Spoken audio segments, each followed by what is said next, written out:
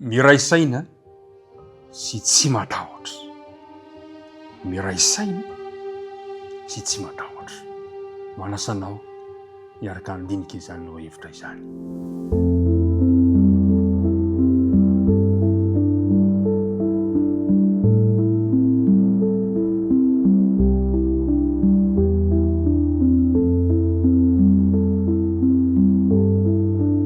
Ry mpiara-midinika namana, miaraba antsika indray tafahoana amin'izao maraina izao. Faly ny fo satria miaraka aminao indray mbola matoky amin'ny fiarahana mandinika ny tenin'Andriamanitra. Ho amin'ny mandrakarivany sy ny ankonanao ny fiatanany tompo dia hifanaova fatanana isika tokoa. Milohan'ny dindinika ary dia andao hiaraka hivavaka isika. Andriamanitra ray be fitiavano, indreto indray izahay zanakao miantoraka eo anatrehanao satria mahatsapa ny fiarovanao sy ny fitantananao rehetra. Manoatra ny saotra ny dera tamin'ny falebiazan'ny fitantananao anay. Mankasitraka ihany koa ity fotoana ity izay ahafahana miaraka mandinika ny teninao, irinay mba hitondra soa sy fitahiana fanambinanao anay ny teninao izay ianarana eto ankehitriny. Ankehitriny dia mangataka anao mba mila ny lokay ary aoka ny fanena masina kosa ampitoerana ty anatinay mba hitaridarana anay amin'izao fiaraha-mandinika ny teninao izao. Anaran'i Kristy angatana vavaka. Amen.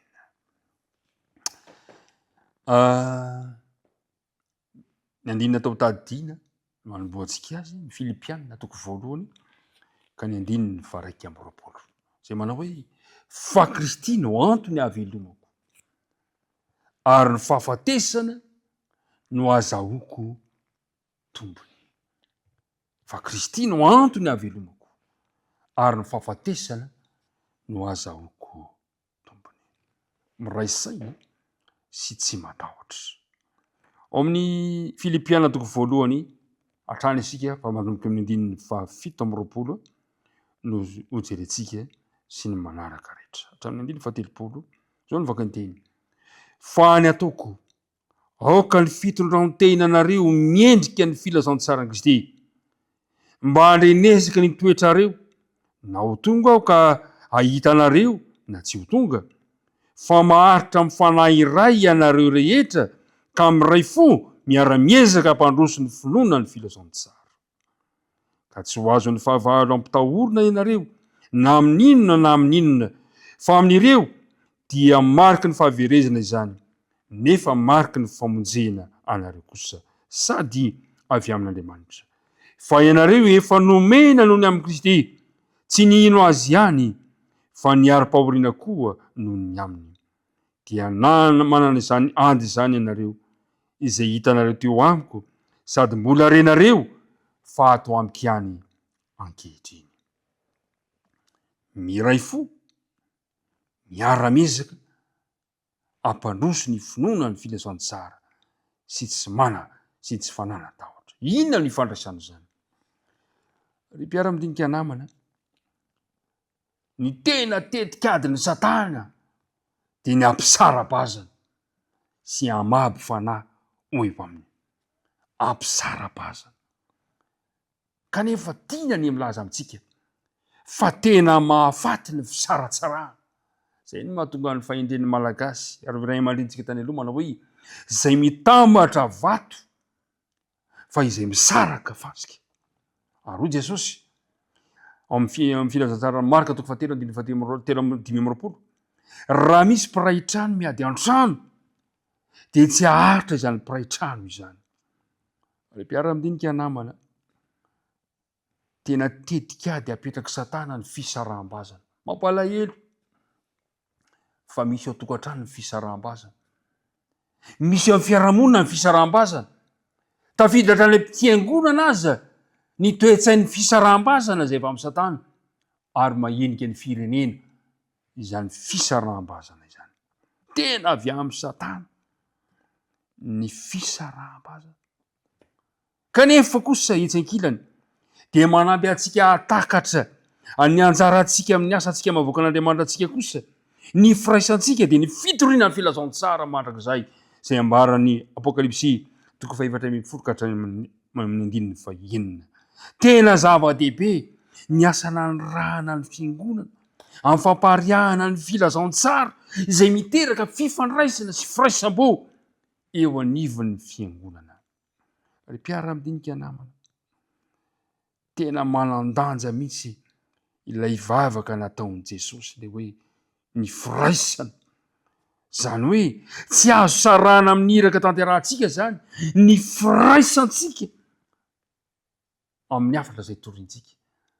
Tsy misaraka zany ny fitoriana ny filazantsara sy ny hafatra toriantsika ary ny firaisan'ny mponiny fiangonana.